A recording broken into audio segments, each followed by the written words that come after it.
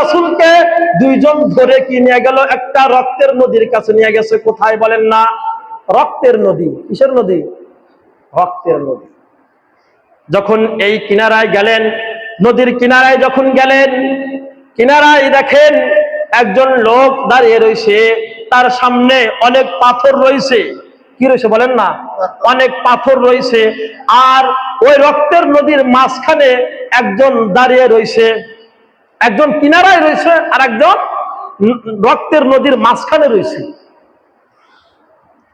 ওই যে নদীর মাঝখানে যে রয়েছে সে বারবার কিনারায় আসার জন্য চেষ্টা করে, কিন্তু যে কিনারায় রয়েছে তার সামনে যে পাথর আছে, এই পাথর দিয়ে নিক্ষেপ করে তাকে কি পিছাইয়া দেয়, তাকে দূরে হটাইয়া দেয়। আবার চলে আসতে লাগে, এই কিনারায় যে দাঁড়িয়ে রয়েছে সে পাথর দিয়ে নিক্ষেপ করে, আবার সে পিছে চলে যায়। আবার একটু কিনারা আসতে লাগে, আবার পাথর দিয়ে নিক্ষেপ করে তাকে কি দূরে সরাইয়া দেয়। কি দেয়? দূরে সরাইয়া দেয়। আল্লাহ রাসূল ডাক দিয়ে বলেন, আমি এই দুই ব্যক্তিকে বললাম, এই যে নদী, রক্তের নদীর মাঝখানে এই ব্যক্তিকে, আর এই যে নদীর কিনারায় যার সামনে পাথর রয়েছে এই ব্যক্তিকে আমাকে একটু জানায়া দাও, আমাকে একটু জানায়া দাও।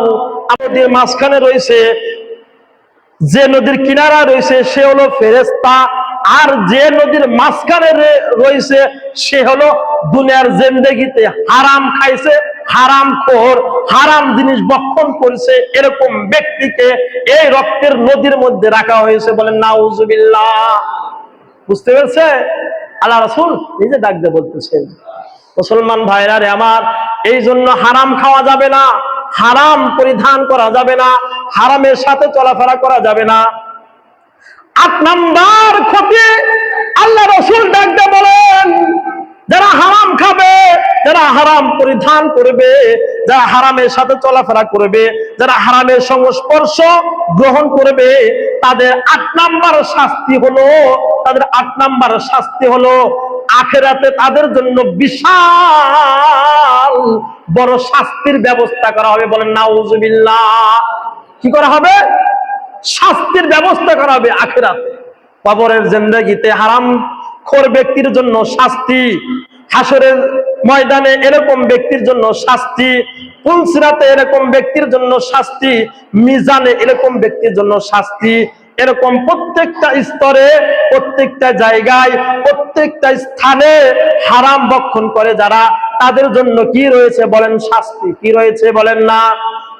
শাস্তি রয়েছে। আল্লাহ পাক রব্বুল আলামিন ডাক দিয়ে বলেন, কুলু মিম্মা রাযাকাকুমুল্লাহু হালালান তাইয়্যিবা, কুলু মিম্মা রাযাকাকুমুল্লাহু হালালান তাইয়্যিবা। ও আমার ইমানদার বান্দা বান্দিরা শোনো, তোমাদের জন্য দুনিয়ার জিন্দেগিতে আমি কত সুন্দর খাবার দিয়েছি, তোমাদের জন্য আমি কত সুন্দর হালাল খাবার দিয়েছি, পবিত্র খাবার দিয়েছি। এই পবিত্র হালাল খাবার থেকে তোমরা খাবার খাও। বলেন সুবহানাল্লাহ। কি কইছে? তোমরা পবিত্র হালাল খাবার খাও আর হারাম খাবার তোমরা ছেড়ে দাও। অথচ আমাদের মাথার চুল থেকে নিয়ে পায়ের তালু পর্যন্ত প্রত্যেকটা অঙ্গে শুধু হারাম আর হারাম আর হারাম। কি বলেন? হারাম ছাড়া কিছু আছে? হারাম ছাড়া কিছুই নাই। আসেনি?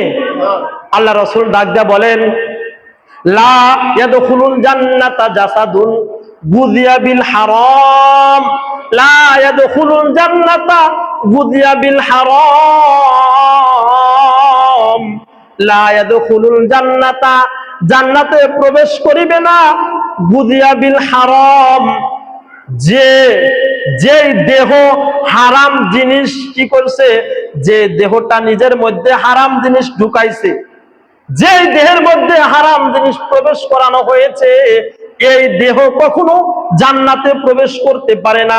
এরকম দেহ, যে দেহের মধ্যে হারাম জিনিস ঢুকানো হয়েছে, সেই দেহ কখনো জান্নাতে প্রবেশ করতে পারে না, সেই দেহ কখনো জান্নাতে যাবে না। লা ইয়াদখুলুল জান্নাতা গুযিয়া বিল হারাম, হারাম ভক্ষণকারী কখনো জান্নাতে যাবে না। বলেন নাউজুবিল্লাহ। এই জন্য মুসলমান ভাইরা রে আমার, যতদিন বেঁচে থাকবো চেষ্টা করা হালাল উপার্জন করা, কি করা? হালাল উপার্জন করা, হারাম থেকে বেঁচে থাকা। আল্লাহ পাক রব্বুল আলামিন আমাদের সকলকে মৃত্যু পর্যন্ত হালাল রিজিক উপার্জন করে দুনিয়া থেকে যাওয়ার তৌফিক দান করুন। বলেন আমিন।